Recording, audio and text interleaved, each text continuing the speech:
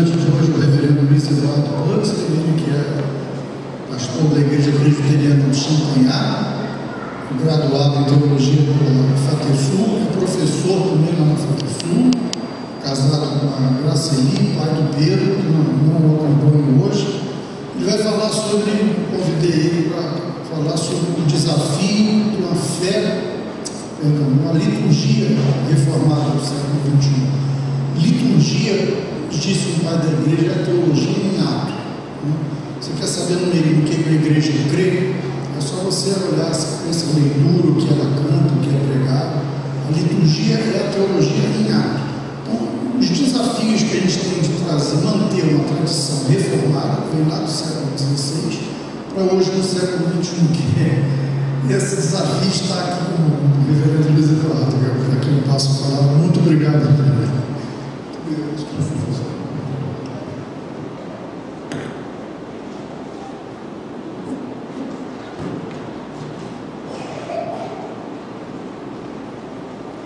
Saúde a igreja com a graça e a paz do nosso Senhor e Salvador Jesus Cristo. Eu não estou escutando se está funcionando. Está funcionando? Estou escutando bem? Não estou escutando bem. Ele vai regulando lá. Eu vou falando e eles vão regulando. Espero. Você ligou aí, vai? Sim, eu apertei tudo esse negocinho aqui. E agora? Eu saúdo a igreja com a graça e a paz do nosso Senhor e Salvador Jesus Cristo. Trago um abraço da Igreja Presbiteriana do Champagnat, a qual sou pastor já há algum tempo. E esse grande desafio de falarmos a respeito da liturgia reformada para os dias de hoje. Antes de irmos para o texto bíblico escolhido para meditarmos, eu quero convidar a igreja, os irmãos e irmãs, líderes. Nós estamos desde janeiro, fevereiro deste ano, organizando o primeiro encontro da fé reformada aqui em Curitiba. E ele será realizado nos dias 21, 22 e 23 de novembro, na Igreja Presbiteriana da Silva Jardim, a igreja que irá nos acolher neste encontro. O cartaz está ali no mural, à entrada do templo. Os irmãos poderão, que ainda não viram, poderão dar uma olhadinha lá. Teremos pregando, ensinando, palestrando nesses dias o tema geral, só a Escritura, somente a Escritura. Teremos lá o reverendo Augusto Nicodemos, o reverendo Heber Carlos Campos e o reverendo Leandro Lima. Irão então trazer a palavra para nós, o conceito reformado, o conceito bíblico a respeito das Escrituras. Então você é convidado, basta você acessar o nosso site e fazer lá a sua inscrição, pagar a taxa praticamente simbólica de R$20. Você estará inscrito e poderá então participar conosco lá. Vai ser uma alegria muito grande ter você lá. E esse tem sido o nosso desafio, trazermos, apresentarmos e auxiliarmos as igrejas, pelo menos aqui do nosso sínodo, a retornarmos às Escrituras e fazer cada vez mais conhecida o que a reforma protestante, como aconteceu naqueles dias, quais foram os propósitos lá. Nós queremos trazer a memória do povo de Curitiba. Então, o primeiro tema que vamos tratar então é sobre a Escritura. Então, por favor, você pode dar uma olhada também lá no cartaz e acessar o site e fazer a sua inscrição.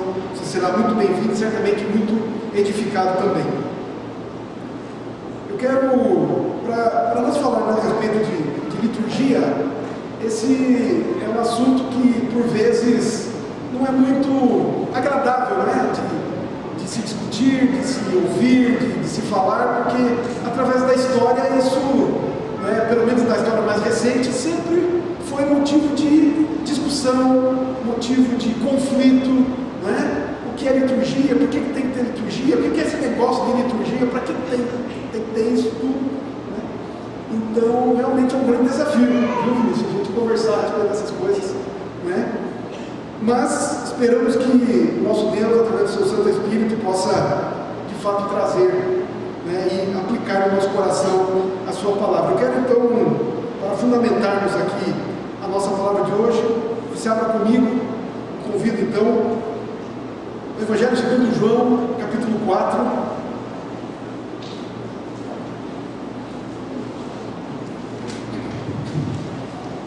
Evangelho de João, capítulo 4, os versos 23 e 24.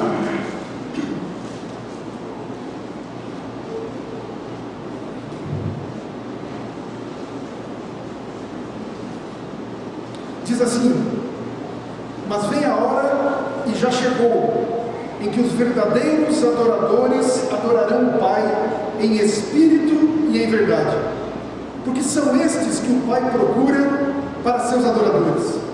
Deus é espírito, e importa que os seus adoradores o adorem em espírito e em verdade. Meus queridos,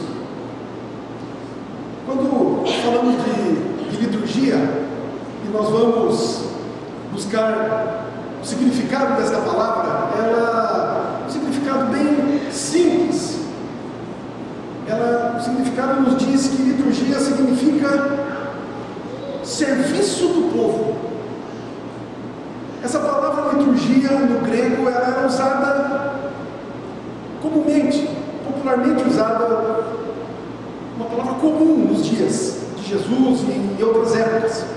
Mas a partir da eclesiologia, a partir da instituição da igreja, essa palavra foi trazida então para o meio litúrgico, para o meio eclesiástico. E então, hoje, mais popularmente se entende que quando se fala de liturgia, fala-se da reunião do povo de Deus, do encontro do povo de Deus, do serviço do povo de Deus. Portanto, a primeira questão que nós podemos já procurar compreender é que quando há uma liturgia, quando se faz uma liturgia, o que se deve pretender com isso é o trabalho do povo. Liturgia é o povo servindo a Deus, com seus cânticos, com as orações, com a pregação. É um trabalho do povo de Deus. Nós estamos falando aqui, e esse texto de João, ele vai nos encaminhar para isso. Você que conhece esse texto, se você olhar ali no capítulo, nesse mesmo capítulo 4, no versículo 4, você vai ver aqui João relatando o seguinte: e era-lhe necessário atravessar a província de Samaria. João está aqui dizendo para nós que Jesus Cristo estava ao sul de Israel, e ele pretendia ir ao norte de Israel, a Galileia, e ele, contrariamente ao que normalmente se costumava fazer, o povo judeu desviava a terra de Samaria, andava muito mais para sequer pisar no território de Samaria. E eles precisavam então ir a Galileia, mas no versículo 4 João diz assim que era necessário que Jesus passasse por Samaria. E aí nós conhecemos muito bem a história. Jesus chega antes num poço para beber água. Digo chego antes porque logo depois vinha uma mulher samaritana, não sabemos nem o nome dela. E ali então Jesus conversa com aquela mulher. Era necessário passar naquele lugar, porque ele precisava encontrar com aquela mulher, ele precisava salvar aquela mulher, ele iria fazer isso. E aí ele desenvolve a conversa, ele fala de pecado, ele fala que ele é a água da vida, e vai caminhando na sua conversa, no desenvolvimento com aquela mulher. Quando chega então nos versículos 23 e 24, depois da própria mulher ter identificado a Jesus como profeta, acredito que ele era um profeta, depois ele descobriu, entre aspas, o que ela tinha feito, quantos maridos teve na verdade, o que tinha naquele momento nem era o seu marido, enfim. Ele diz: mas vem a hora e já chegou, em que os verdadeiros adoradores adorarão o Pai em espírito e em verdade, porque são esses que o Pai procura para os seus adoradores. Deus é espírito, e importa que os seus adoradores o adorem em espírito e em verdade. Primeira coisa que Jesus fez aqui, então, ele foi atrás daquela mulher, a salvou. No decorrer da conversa, ela pergunta: Senhor, onde é? Vocês que são judeus dizem que o local de adoração, que o jeito de adorar, que a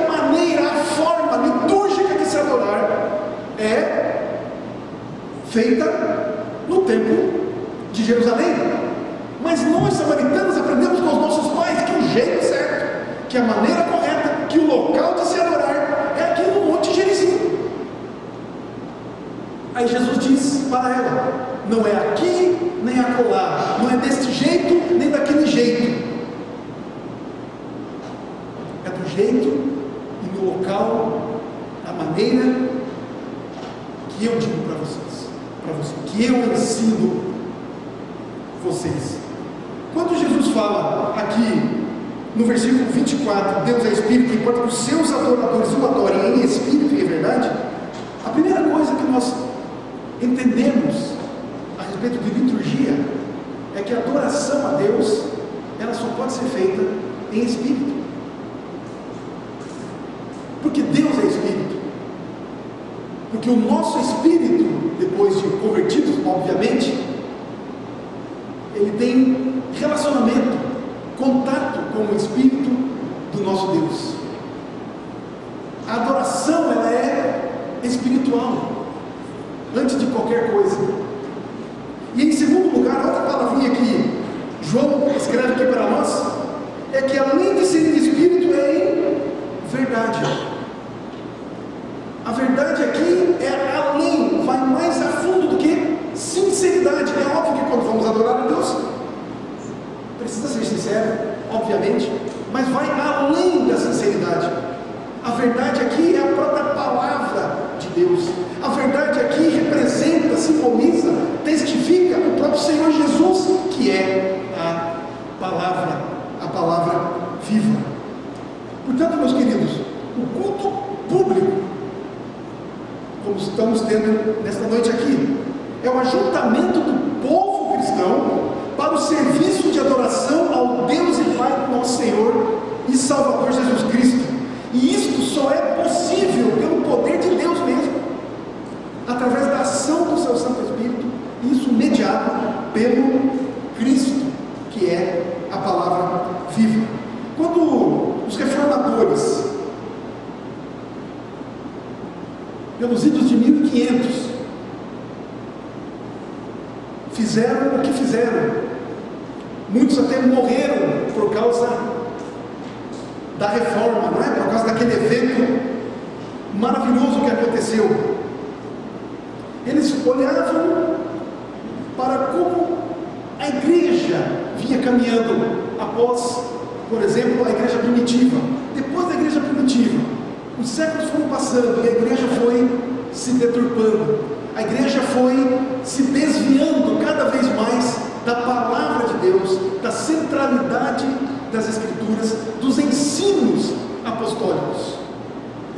A liturgia do culto, da missa, dos encontros, do ajuntamento da igreja estava cada vez mais rebuscada, cada vez mais cheias de elementos extra-bíblicos. Os reformadores então chamaram para si, com o entendimento do Espírito Santo de Deus, através da própria palavra do Senhor, onde eles compreenderam que o serviço do povo de Deus, o culto público que o povo de Deus deveria oferecer a Deus, ele tinha que ser claro, simples, objetivo. No entendimento dos reformadores, o culto tem o objetivo principal de glorificar a Deus.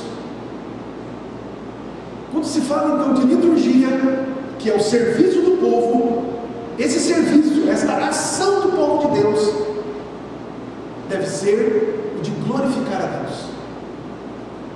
A liturgia no tempo antes da reforma continuou depois para as igrejas não reformadas. O culto público era muito mais um espetáculo, onde os fiéis se assentavam e vinham de fato assistir. Assistir o quê?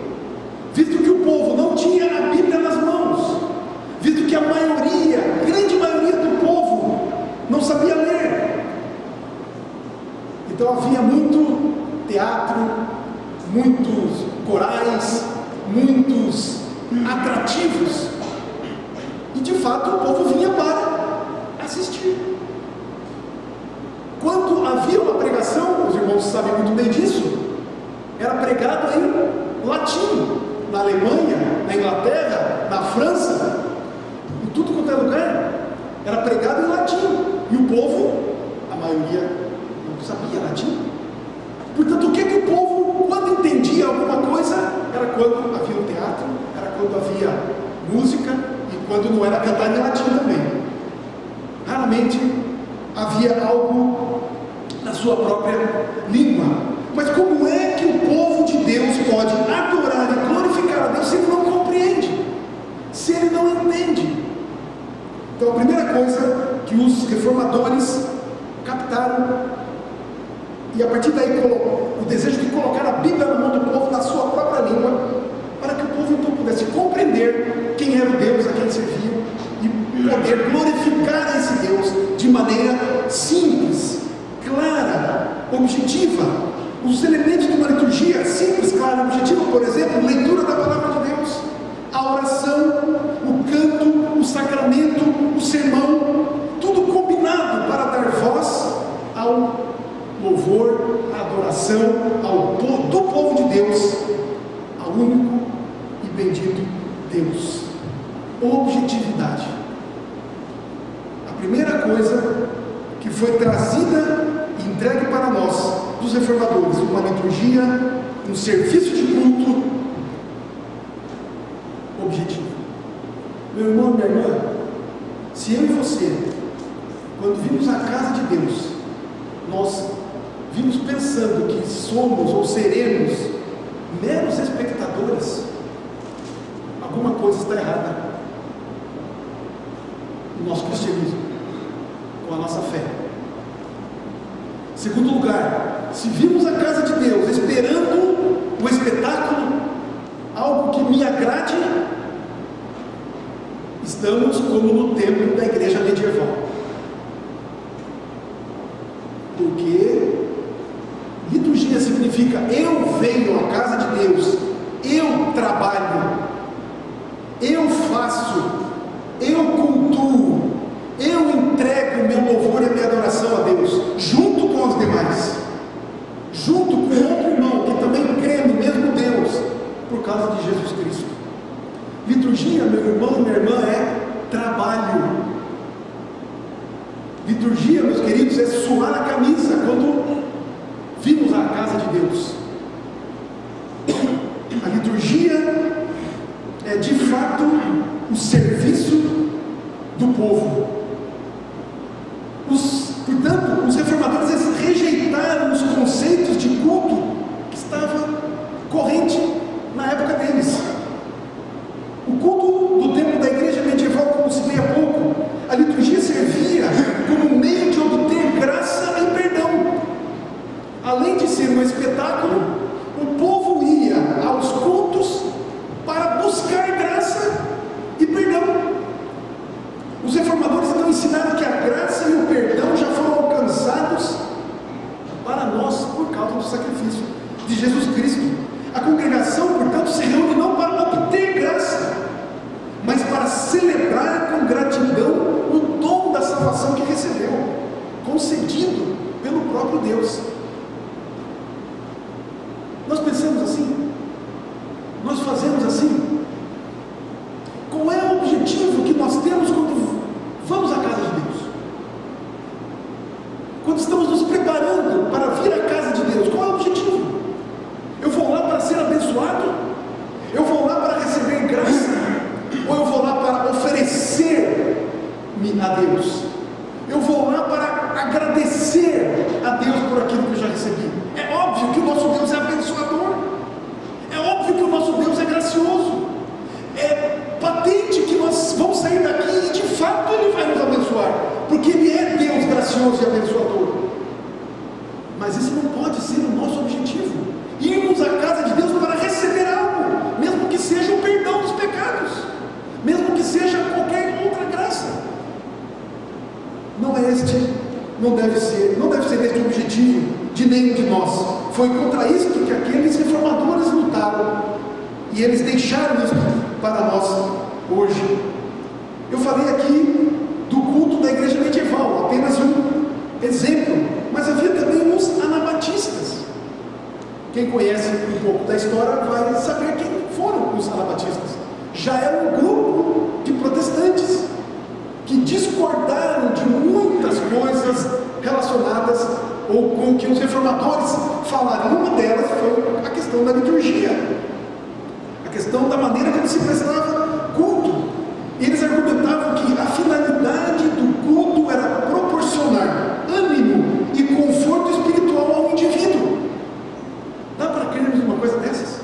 Sim, dá. Hoje nós vemos isso. Está aí hoje. Há lugares onde se raramente ou nunca se prega a respeito de pecado. Não, temos que oferecer ao povo ânimo, temos que oferecer ao povo conforto espiritual. São chamados os cultos psicológicos. Afinal de contas, o povo já sofre demais a semana toda, não é mesmo? Sofre com o governo, sofre com a família, sofre em tudo quanto é canto. Não, no domingo, no dia do culto, vou lá para ouvir a respeito de pecado, ouvir que eu sou um pecador, que eu sou um desgraçado, que estou morto nos meus delitos e pecados. Não é possível isso. Eu tenho que ir ao templo junto com os outros irmãos e lá ser animado. Pois é, meus queridos, mas não é assim.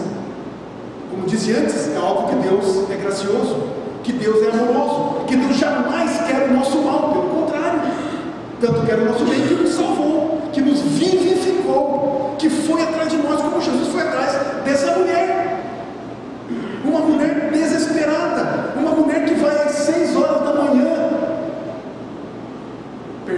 meio-dia, ao poço buscar água, num sol escaldante. Por que ela foi lá nesse horário? Porque ninguém ia nesse poço buscar água nesse horário. Mas Jesus foi lá nesse horário, e Jesus foi buscá-la lá nesse horário, e Jesus a salvou, não antes de curá-la espiritualmente, não antes de fazê-la reconhecer os seus pecados, porque se nós não reconhecermos quem somos, não vamos saber quem Deus é, e se não fazermos isso, não vamos adorar direito. E nós estamos falando aqui, meus queridos irmãos e irmãs, de uma liturgia bem elaborada. Não é isso. Nós estamos falando de vida com Deus. Portanto, o culto, uma liturgia objetiva. Em segundo lugar, os reformadores trouxeram e aplicaram isso à liturgia, que a liturgia do culto deve ter uma ênfase no Evangelho, na palavra de Deus, nas Escrituras. Esta deve ser a ênfase. A leitura das Escrituras Sagradas, o sermão fundamentado, baseado nas Escrituras e não nas histórias do dia, e não nos temas correntes da atualidade. Isso não quer dizer que não possamos e não devamos aplicar as Escrituras, e obviamente devemos fazer, à realidade nossa de cada dia. Mas a palavra deve ser o centro, e a palavra é Jesus Cristo. Cristocêntrica deve ser a liturgia. Em terceiro lugar, os reformadores trouxeram para a liturgia do encontro, do ajuntamento daqueles crentes daquela época, uma ênfase profunda e correta no sacramento da ceia do Senhor. É interessante nós observarmos, quando estudamos este fato, que todo o culto, João Calvino entendia que todo culto deveria haver celebração da ceia do Senhor, pois a ceia do Senhor simboliza a vida de Cristo, a ressurreição do Senhor, Cristo presente espiritualmente nas nossas vidas, na vida dos crentes. Todo culto deveria acontecer, no ajuntamento solene deveria acontecer a ceia do Senhor. Nós temos o costume de fazê-la uma vez ao mês, ditas cristãs que fazem de 3 em 3 meses. Conheço outras que fazem de 1 em 1 ano que celebram a ceia. Mas os reformadores trouxeram a ceia do Senhor e numa centralidade correta, não é? Diferentemente do que era a igreja de então, a igreja católica. John Knox também deu a mesma importância ao sacramento. Para quem se lembra, né, John Knox foi o precursor do presbiterianismo. Na verdade, dizem até que foi o criador do presbiterianismo lá na Escócia. Deu também a mesma importância. A mesa da ceia era então um ponto central do templo, no templo e no culto. A mesa ficava lá à frente. Todo o culto e os líderes e os ministrantes ficavam ao redor da mesa. O ministrante saía apenas na hora de pregar, ele ocupava o púlpito. Se os irmãos se lembram, e se os irmãos fizerem uma pesquisa e começarem a olhar fotos na internet de templos e antigos, vocês vão observar uma coisa muito interessante. A mesa de ceia ficava aqui atrás, certo? Hoje ainda nós podemos ver em algumas igrejas, né, católicas até. À frente havia uma cerca, ou seja, a ceia ficava lá e havia uma cerquinha aqui, parecendo que não, o povo não pode ultrapassar aqui. Aqui é só o sacerdote, aqui é só o ministrante. Para lá fica o povo, para cá fica a ceia. E outra questão interessante que acontecia, isso nós podemos ver em igrejas luteranas, onde o púlpito não ficava no centro, o púlpito ficava no canto. Havia uma escadinha, subia-se, né, um patamar um pouco mais alto, mas ficava no canto. Os reformadores mudaram isso, entenderam que a ceia do Senhor e a palavra são centrais, por isso o púlpito central, por isso a mesa de Santa Ceia deve ficar lá, próximo ao povo. Esta é a ideia, este é o princípio. ênfase na palavra, ênfase na ceia. Mas por último, a liturgia, como disse no princípio, significa o trabalho do povo, a ação do povo. Meu irmão, minha irmã, quando as escrituras são lidas no culto público, qual é a sua participação? Quando você lê as escrituras junto com o seu irmão, você está fazendo culto. Quando você canta um hino, você está fazendo culto. Quando um irmão ora, você ora com ele, você está fazendo culto. Quando o pastor está pregando, quando o pregador, pode não ser um pastor, não é? Está pregando, você está cultuando, você está trabalhando, você está em atividade. Então a liturgia vai mostrar para nós, na visão dos reformadores lá do passado, e que devemos resgatar isso, o trabalho do povo. Nós trabalhamos juntos. Uma coisa que os reformadores modificaram naquela época foi essa questão de, lembra que eu falei há pouco sobre, havia muito teatro, muitos corais, e o povo vinha assistir. Os reformadores fizeram o seguinte, principalmente a partir do João Calvino. Ele, João Calvino, metrificou, isso quem entende muito bem é o seu Vinícius, metrificou os salmos, ou seja, musicou os salmos, e passou isso para a comunidade. Na medida que o povo ia aprendendo, obviamente, a ler, tinha as escrituras nas mãos, lia, acompanhava na sua própria língua também as escrituras, cantava-se os salmos, mostrando que a profundidade da palavra de Deus. Isso não quer dizer que nós vamos trazer hoje novamente os salmos metrificados, vamos cantar salmos só, não é isto, mas nos dá um princípio que eles colocaram lá. Nós devemos permanecer trazendo de volta aqui, se é que não temos. ou seja, letras bíblicas, letras profundas, letras com entendimento, para que o próprio povo possa cantar, o povo cantar, e não apenas o coral cantar, a congregação expressar o seu louvor cantado. Isso é participação do povo. Eu tenho um costume de dizer e de cuidar, não sempre consigo, mas de cuidar muito com as nomenclaturas que usamos no nosso dia a dia, principalmente quando se refere à igreja, à eclesiologia. Por exemplo, eu não tenho usado, eu tenho procurado evitar, apesar da história da minha vida ainda ter muito aquilo, estar muito na minha mente, mas eu tenho procurado, quando me lembro, evitar falar, por exemplo, equipe de louvor, grupo de louvor. Eu tenho evitado, pelo simples fato que uma nomenclatura como esta não revela, de fato, 100% da verdade, ou como deveria ser. Explico, eu não sou contra grupos de louvor,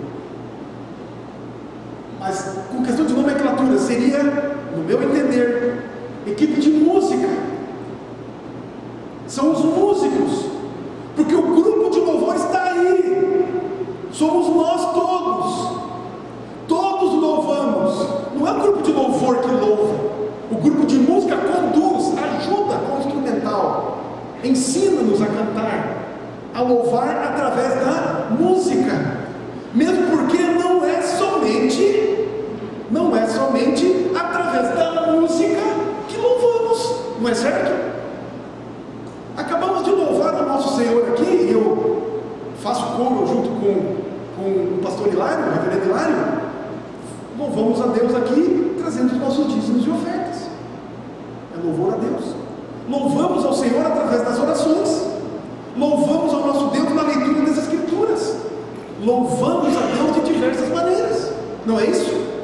Então, por isso não gosto de usar o termo grupo de louvor, mas sim grupo de música, equipe de música, enfim, os músicos, porque o louvor musical, cantado, é feito por toda a comunidade. Todos louvamos através da música. Isso então os reformadores trouxeram uma ênfase na participação de todo o povo. O povo não pode ser assistente apenas, meus queridos. Na verdade, nunca deveria ser assistente. Aqui não é teatro, aqui não é cinema, aqui não é estádio de futebol, aqui não é show, aqui não é nada disso. Aqui é liturgia, é participação minha e sua. É para suar a camisa. Eu havia dito por último, e agora então, concluindo. Meus irmãos e minhas irmãs, não adianta de nada, como disse há pouco, nós temos uma liturgia toda elaborada, muito bem organizada, muito bem realizada por todos nós, se nós não tivermos uma liturgia de vida lá fora. Se o nosso serviço de culto, de adoração a Deus lá fora não for em espírito e em verdade, não adianta nada nós nos reunirmos num ajuntamento que é dito solene, se nós não trabalharmos lá fora como verdadeiros adoradores, porque foram estes que o Pai foi buscar, e é Deus mesmo que vai atrás dos seus adoradores, é Ele que nos faz verdadeiros adoradores. Portanto, meu querido e minha querida, quando nós saímos daqui, nós não viemos aqui buscar nada, nós viemos aqui oferecer, nós viemos aqui entregar as nossas vidas, nós viemos aqui entregar, declarar, manifestar a nossa gratidão ao nosso Deus. E o que acontece lá fora, no dia a dia, certamente vai refletir aqui dentro. A maneira como nós vivemos lá fora, a nossa vida com Deus, a maneira como nós vivemos lá fora, o nosso culto a Deus, ele vai se refletir aqui dentro, quando estivermos juntos.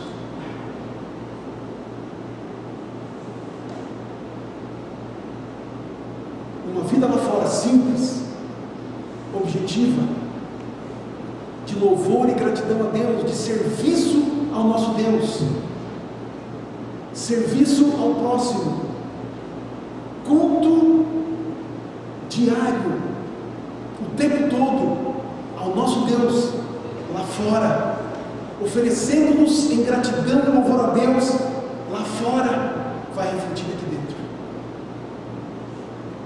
Se eu sirvo a Deus lá com alegria, com gratidão, eu servirei a Deus aqui com alegria e gratidão. Eu não vou reclamar se a liturgia está longa, está curta. Se os cânticos que estamos cantando eu gosto ou não gosto. Se o pastor que está pregando eu gosto ou não gosto. Se está calor porque o ar-condicionado falhou, ou se está muito frio porque colocaram muito, a temperatura baixou demais, eu não vou reclamar. Porque eu não estou preocupado com essas coisas. Estou preocupado em oferecer a Deus, porque eu tenho uma vida transformada pelo próprio Deus. E isso vai se refletir na casa de Deus, no culto a Deus, no ajuntamento solene. Meus queridos, se nós continuássemos lendo o texto de João 4, a partir dos versos 24, 25, você vai olhar lá o que aconteceu com essa mulher. Ela foi naquele poço buscar água, pois ela largou, jogou os vasos de água que ela estava pegando e iria levar para sua casa, e foi correndo lá para a cidade, e foi lá anunciar que tinha sido encontrada por Cristo. Anunciou o Evangelho para aqueles homens daquela cidade, coisa que os próprios discípulos de Jesus, quando o deixaram no poço, foram para a cidade buscar comida, e certamente se encontraram com pelo menos uma pessoa, o dono de uma mercearia, mas não falaram de Jesus, não viveram Cristo, não anunciaram o Evangelho. Aquela mulher foi lá, anunciou o Evangelho para pessoas que não queriam nem vê-la, a discriminavam, e aquele povo todo veio até Jesus. O texto vai nos dizer que eles ficaram, que Jesus ainda ficou com eles por 2 dias, e todas as pessoas que vieram a Cristo ali foram convertidas, e aqueles homens declararam: não é por causa do que você nos disse, mulher, que nós cremos neste homem, mas é porque nós ouvimos, porque nós presenciamos, porque nós estivemos com ele. Uma verdadeira liturgia reformada para hoje é vida com Deus lá fora, vida de gratidão, vida de serviço ao reino de Deus. Isso vai se refletir aqui no culto do ajuntamento solene. Que o Senhor Deus nos abençoe, que o Senhor nosso Deus nos dê a compreensão de como devemos servi-lo a cada dia, mais e melhor, como podemos e como devemos honrar e glorificar o seu santo bendito